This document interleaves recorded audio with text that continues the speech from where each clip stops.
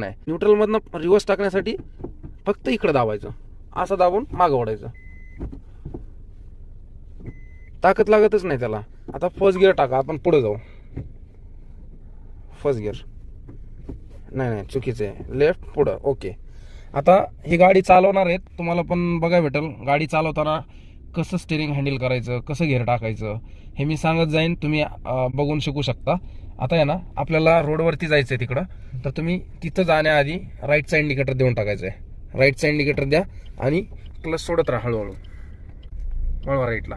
एक्सलेटरवर पाय नाही पाहिजे, पद्धत आहे ना चुकीची आहे. एक्सलेटरवर आणि क्लचवर तुमचा पाय पाहिजे फर्स्ट गिअरमध्ये, क्लच आणि ब्रेकवर. ब्रेकवर दाबायचं नाही, फक्त अंगठा ठेवून द्यायचा आणि क्लच थोडा उचलायचा, गाडी पुढे जायला लागते. ठीक आहे. ब्रेक दाबू नका, हळूहळू क्लच उचलत राहा. बघा गाडी पुढे निघायला लागलेली आहे. घ्या राईटला थोडंसं.